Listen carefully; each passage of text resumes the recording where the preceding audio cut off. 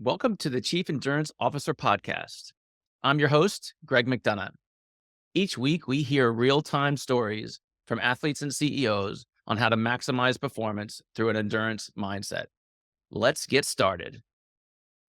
Well, welcome to the Chief Endurance Officer Podcast. I'm your host, Greg McDonough. I am super excited for our guest today. If you follow her on social media, you will be motivated.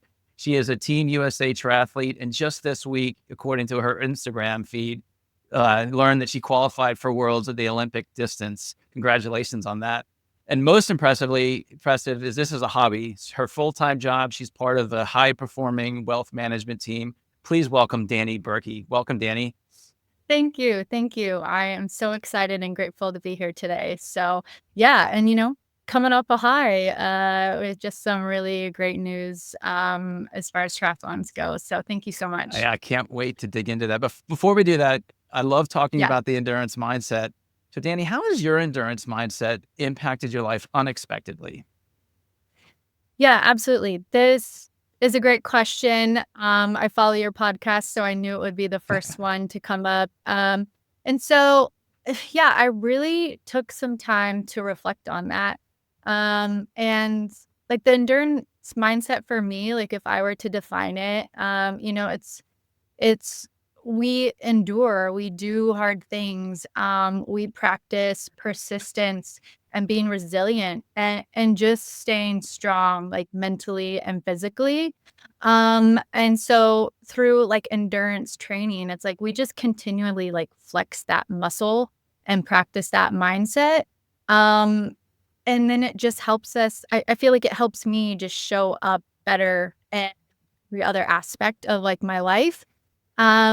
But, like, getting into endurance, like, that wasn't what motivated me, and I actually had, like, no idea. Like, it was just something fun to do, and it wasn't, like, until later in life that I realized, all of these benefits, how it helps me not only from a health standpoint, because 'cause I'm a very health conscious person, but, just physically, mentally, personally, like, and professionally. So like I grew up in a really small town in rural Nebraska. I actually grew up in a town of 100 people. Some of my first jobs were milking cows, cutting shatter cane. So just very rural kind of farm life. And went to a small school, and going to a small school, if you had like any athletic bone in your body, like they had you go out for all the sports. So like I had the opportunity to participate in a lot of sports. So sports, activities, movement, like I just grew up doing all of those things and, found joy in it. Had, all of my friends did it as well. And I would never say I wasn't like a all-star athlete or anything. Like I did good for our small school, but was never scouted for collegiate, or anything like that. But kind of grew up just kinda with that lifestyle, and then in college, uh, just kind of got the running bug Mhm. throughout, started doing some marathons and half marathons just for fun and something to do.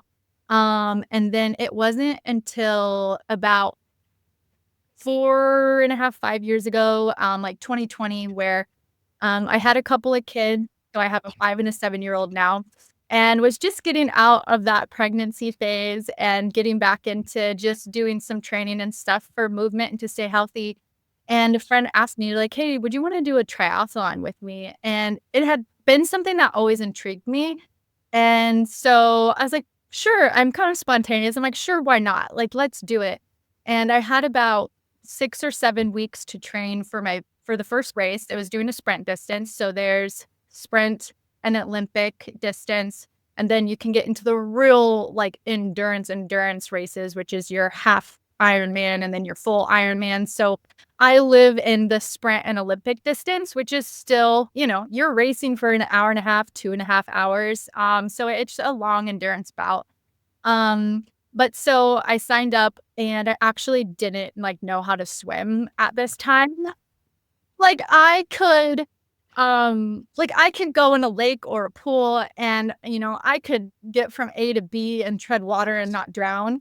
But that was really the extent of it, like a freestyle stroke or anything like that. Like I had no idea.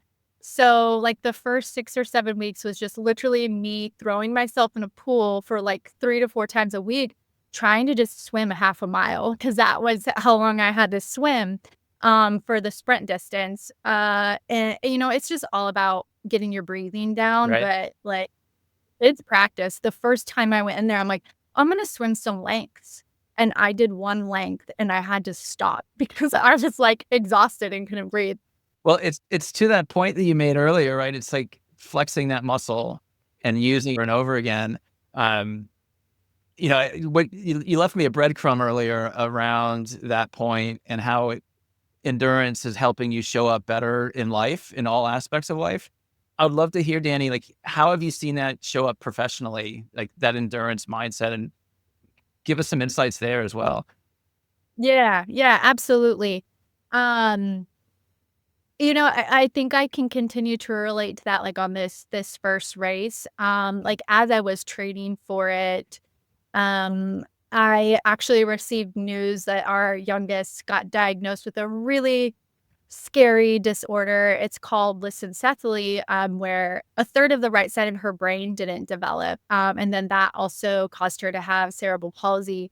And like when you get news like that, Mm, like, oh my goodness, like you just want the best for your children. There's so much fear and like anxiety around like, what does this mean for the future?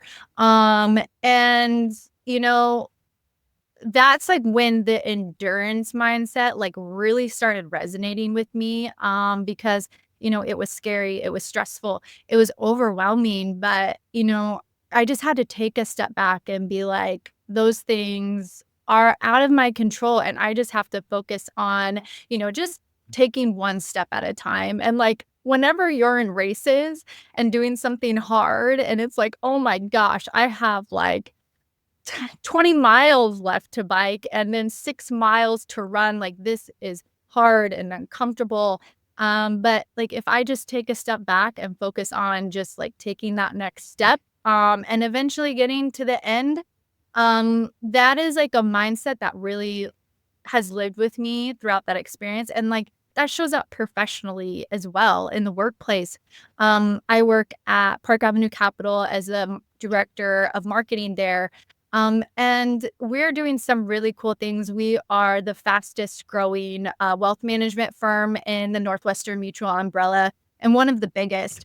And so we had 3 firms combined into one at the beginning of 2024.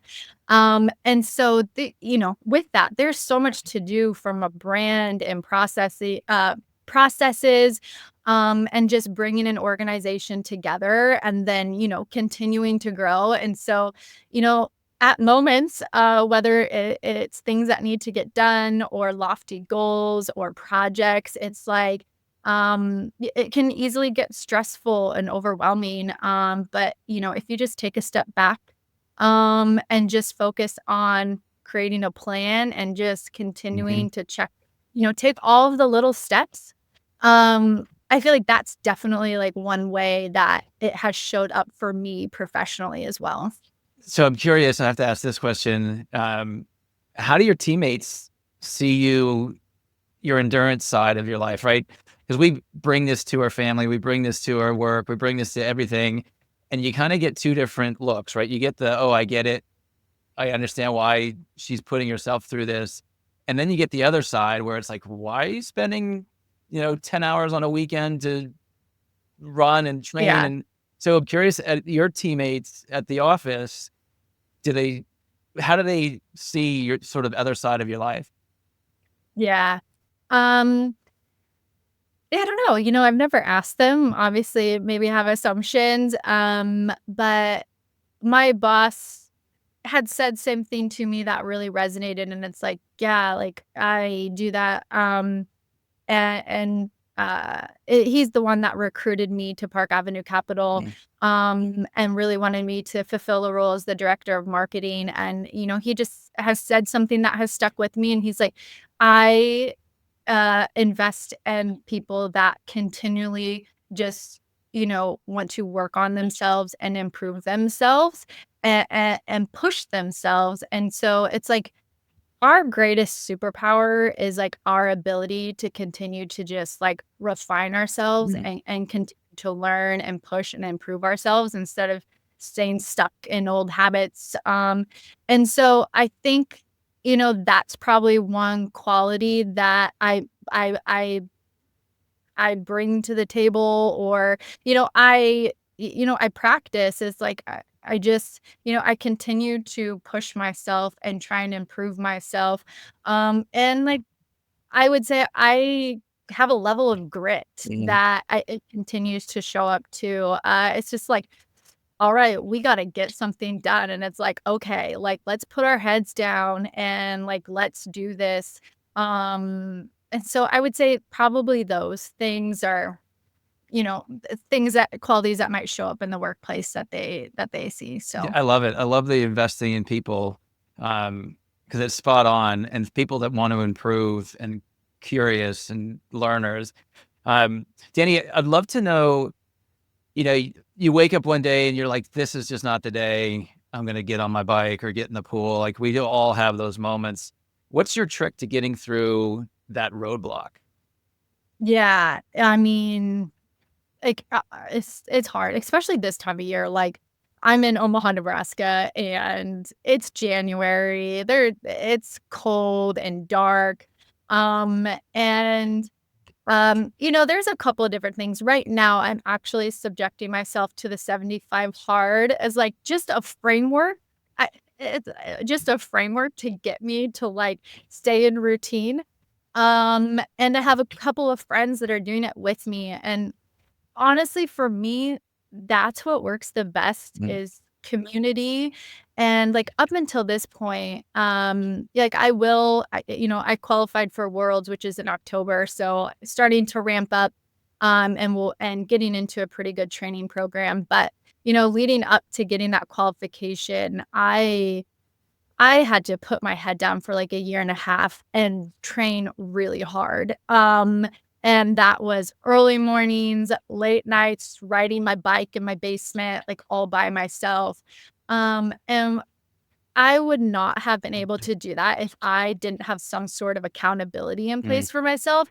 And for me, that's one other really great realization that I've had just through endeavors, these triathlon endeavors is just coaching. Like I have come to value coaching so much. So I hired a coach and he trained me for a year and a half. And if anybody's looking for a fantastic triathlon coach, his name is Andrew Callie with Callie Fitness.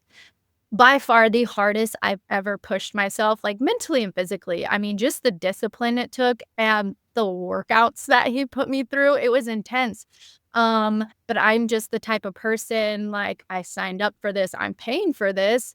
I did not like missing workouts, and if I did, my coach was reaching out to me being like, "Hey, what's going on?" So there was a level of accountability there, and that honestly is something that really helps me too, and, even if it isn't coaching, like, prior to that, I would always just sign up for a race a year. Like, give me Mhm. some goal, something that I'm working towards, and then that just helped me be accountable and, like, follow through on the values that I have, and one value I have is, continuing to invest in my health. So, I would say those are some ways, that I try and do that, so It's funny you mentioned that story about the accountability, because I had that conversation, it must have been last week, Thursday, Friday with my coach. So I've got to focus this year on the bike, and I really want to increase my wattage and my performance, because like I come out of the water and I'm top 10% of my age group, and then I finish the bike and I'm the bottom 10% of the age group. I'm like, I'm doing the work. And his point is like, yeah, you're building endurance, but you're not building stamina. And so just last week, we're on Training Peaks. He's like, "Greg, there's too much yellow. I need all greens." And so now my yeah. motivation for 2025 is all green all the time. Oh my gosh. Um, We use the exact same thing. It was on Training Creeks, had the yellow, green, and the red. Absolutely hated it if I ever had any red. But that is so funny. I wish I would come out top 10% of the water, but I'm the exact opposite. I'm like mid to bottom, and then I got to work my way through the bike and the run to try and catch up to everyone else. So I don't know which one's worse. we could be on a relay. We'll be fine. There we go. So, Danny, I'd love to talk about when triathlon shifted for you from being, what I would call a learning goal, right? You're learning how to be a triathlete to a performance goal where you're got your eyes set on Team USA, you got your eyes set on Worlds, you got different distances you're trying to qualify for. Like, when in your triathlon career did this change from being, oh, this is kind of fun, I just want to get to the finish line, to, all right, I've got a time goal, I've got a wattage goal, I've got, like, when did that change for you? Yeah, it's such and I was reflecting on that, it's been such an interesting progression, because started out by just a friend asking me if I wanted to, and I really had no understanding of the sport, and so it was that first race that I did that I actually and like, it was a qualifying race for nationals, but it was a small race, and I rented my bike, and I borrowed a wetsuit 'cause it's an expensive sport with all the gear, Mhm. and I'm like, "I'm not buying all this stuff for, like, the first race, like, I don't know if I'm gonna like this."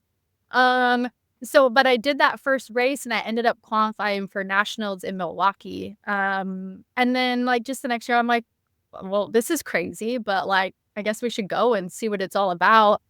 So I did the race the first year, qualified, just decided, "What the heck, like, I'll go to Milwaukee the second year," and, like, I went to Milwaukee, and then I was completely taken aback, like, Mm. there was people running around like Team USA kits, and, like, super fast, and I was like, "Holy cow," and then I realized that there's a level beyond this, like, there's worlds, and, like, I just began to, like, really understand the depth of the sport, and, like, nationals the first time did not go well for me, there was actually a storm that rolled in that moved the sprint to, like, a super sprint distance, and so it's just, like, they, like, redid the whole course the morning, like, couple of hours before the race, so it was a wild experience, and then so after that, like, I just gained more knowledge about, what the sport all entailed, and then I actually went to a fitness retreat, that really just, like, ignited something in me, Mm.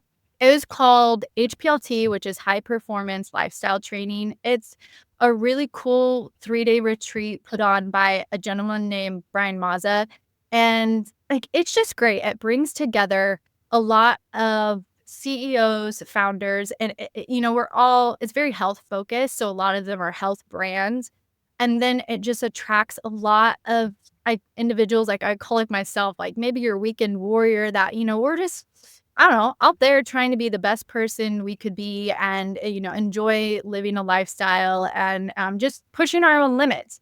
And so I met a lot of really great people in that retreat and just saw them doing a lot of really cool things, and it just, like, made me step back and be like, "Danny, like, you're kinda doing good in this, like, Mm. why don't you just try leveling up and, like, really pushing yourself and seeing what you're capable of?" And so, like, I don't know, I did, and then I was like, "Let's see if I could go back to nationals again and, you know, try and qualify and make it to the next level." I mean, it was a complete BHAG goal, and but so I then hired a coach, and we trained for, like, a year and a half, to try and qualify. You can qualify in the sprint and the Olympic.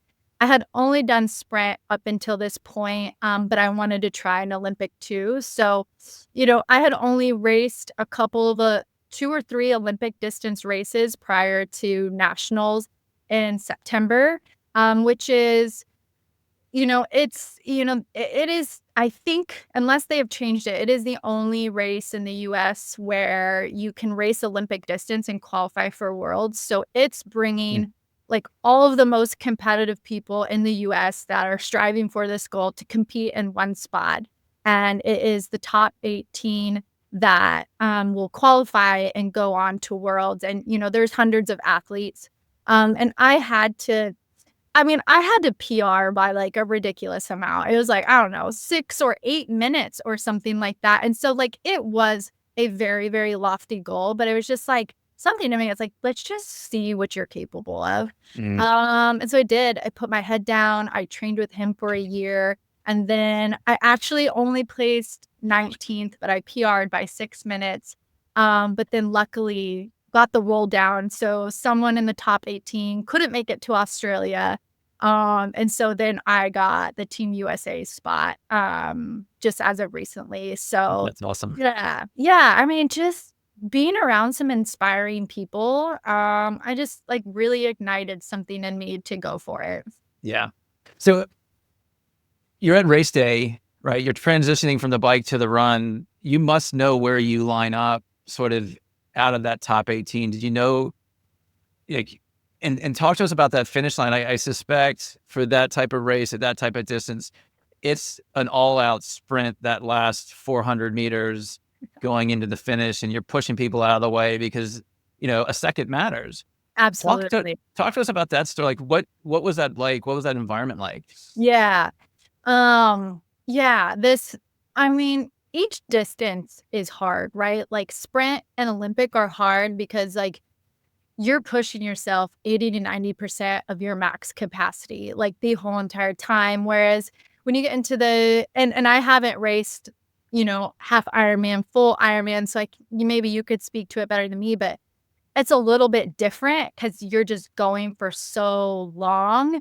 But yeah, for the sprint and the Olympic, it really comes down to the seconds. The swim, you all start off at the same time. Like the swim is the worst part for me because it's like you're trying to go as fast as you can. And a lot of times it's a mass start. So you're getting punched in the face or getting crawled over by other swimmers. But it's really just trying to position yourself to get out of the water quickly. And then, it's the transitions. Like my coach would always tell me, like, transitions are no times for snacks. Like you are getting in there, running with your bike, unzipping your wetsuit, throwing on your shoes, and you have stuff already packed on your bike as far as fuel and nutrition.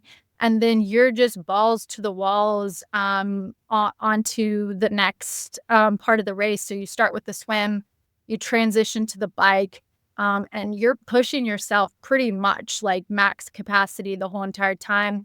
You get off the bike. Uh, the first race, I didn't even think about it. Like I had no strategy behind it, but like even like your shoes, like you have your shoes untied. I actually have shoes with bungee cords. So when I like get off the bike, I can quickly put on my running shoes and I don't sit there and I lace them. Like you bungee cord them. And then like you're off onto the run. And yeah, I mean you're pushing yourself max capacity the whole entire time. So it's being very diligent and planning leading up to this, which I think was a great learning thing for me as well, because I'm more spontaneous, just kind of wing it. And I did that in the first couple races. And I'm like, oh my gosh, there's so much planning to this sport. Just Mhm. knowing all your exchange points, where you dismount, where you run in, where you run out, where you bike in, where you bike out. And then all of the nutrition and gear that you need to have for it. There's a lot of preparation and kind of strategy that goes into it as well. So that high intensity, um, when it relates to training, because like there's a difference between when you're on race day and it's competitive and you've got 50 other athletes that you're trying to beat to the finish line. Like training for that, I find difficult, right? Because especially in triathlon, when it's 4 a.m. in the morning and you're on your bike and you're in the trainer and it's snowing outside and you got the TV on, like how do you translate that intensity into your training? Yeah, it's hard. I mean,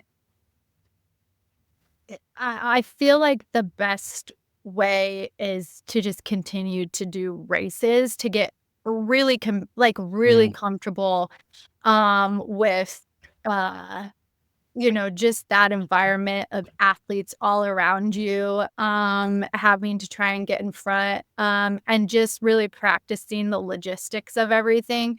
I mean, when I was going through that, my coach is like, let's, make sure we're signing up for X amount of races per year just for you to get comfortable with that, and get used to everything. But I mean, outside of that, um, I don't know if I have a really good answer. I mean, for me, I am actually just, like, weirdly a very competitive person. Mm. And so, like, I do the Swift bike where I'm riding, and like you'll have people that you're competing against while you're on that bike. But even also locally, I mean, there's like, once you do so many races, you kind of know who in your community you're racing against. You all start to get to know each other. And there's a couple of girls that are usually right there with me, and we race the same races like every single year. And so I oftentimes keep a lot of those people in the back of my mind, like Mm. as I'm racing or as I'm training. And I'm like, I don't want anyone to be outworking me because I'm just really competitive. It's like I want to show up and I want to win. And so oftentimes I will keep a lot of those people in the back of my mind. It's like, they might beat me, but I will be the hardest working person in the state of Nebraska when it comes to training and showing up on race day. So I don't know. I don't know if that's a great answer, but that's just kind of like my mindset and how I work. I love it. That's a great answer.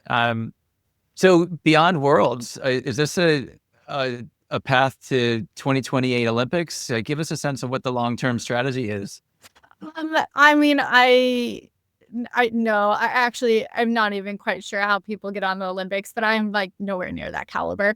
I mean, it's a fun hobby. And yeah, a goal I had set out for myself. When I show up to Worlds, I mean, I will obviously do it my best, but at this point, it's just like an amazing experience for myself. And just, I had set out for this goal of like I want to be able to get to this level and compete at this level. Like I have done executive coaching for the last 4 years, and with an amazing gentleman, Todd Zimbelman with Co-Create. And through his coaching, he takes you through an exercise which helps you identify your core values.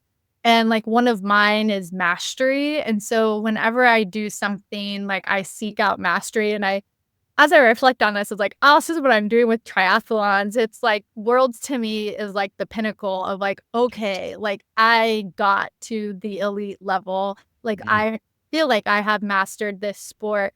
And so really for me, it's just, I think going and just completely embracing that experience of like racing for the US against all of these other countries. And however I finish, I'm just gonna be so happy and just grateful that, I got the opportunity to do it. So, no, I don't think there's any Olympics in my future unless I really surprise myself. But it's more so, this is a very competitive level, and just a really cool experience that I hope to do in 2025. So So what advice would you give somebody who is contemplating sort of shifting their mindset from this is a hobby to I want to be competitive, I want to get to an elite level?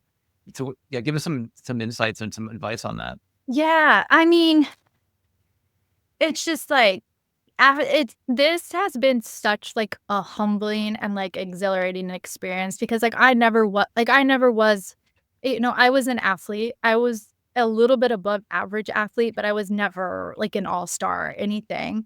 And, I was 33, 34, and I'm like, let's just see if we can do this." And it just was like putting your head down and focusing and pushing Mm. yourself. And it's like, man, if you have an aspiration, like it's been, again, one of the most exhilarating experiences in my life just to like push myself towards something really, really hard and to really see like what my body is capable of.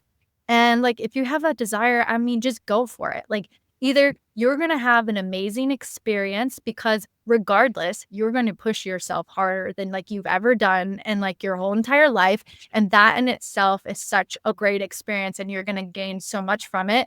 And, either you're gonna get to national, world, or you're not. But I think regardless, it's such an awesome experience. And it's a well-defined plan. Like, you know, create a training plan, hire a coach if you need to, and just put in the work. And like see what the outcome is. That would be my advice. Just like go for it.